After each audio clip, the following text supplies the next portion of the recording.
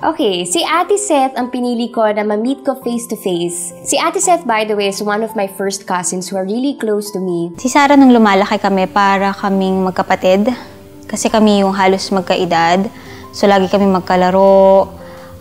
So, nung lumalaki kami, para ko talaga siyang little sister. Nung maliliit kami, naalala ko yung video namin na nagkakantahan kaming maliliit na bata na nakasando lang kami. Growing up, I would always call her Sarah Pot. I call her Ate Sisit. Pinaka-paborito namin ginagawa together, bonding activity namin ni Sarah, yung pag-bake. Nagbe-bake siya ng oatmeal cookies na napakasarap. Nung nalaman ko na kailangan na niya mag-Australia dahil kailangan niyang i-pursue yung career niya doon, may magandang job offers doon, initially nalungkot talaga ako kasi malalayo na naman sa akin yung kino-consider ko na as one of my ates eh. Ever since I moved to Australia, I realized more how much I miss her and her company. And I miss the fact na we're growing old apart.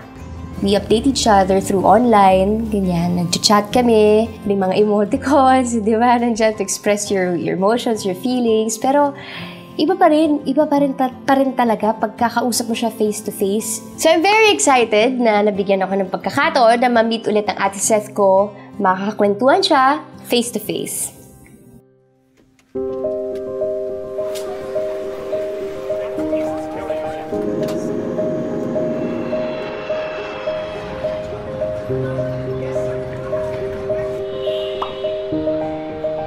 Ayan, nandiyan na siya.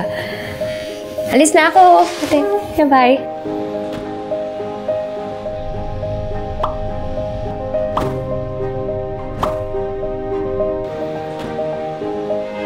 Wow, ganda naman. Thank you, Gina.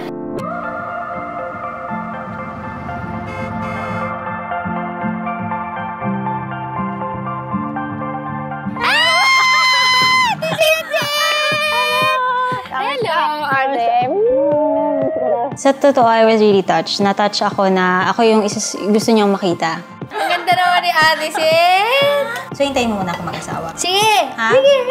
Alam mo, 5 years pa ako. Sige! Tingin ko, aabot.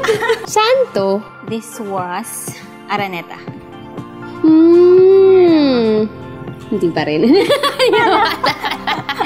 Mayroong ligaw na certain Aussie. Marami. Wow! Yes! Naman! Wala naman akong naramdamang iba. Parang yung dati pa rin, nung kung gaano kami ka-tight, kung gaano kami ka-close bilang magpinsan. Walang nagbago.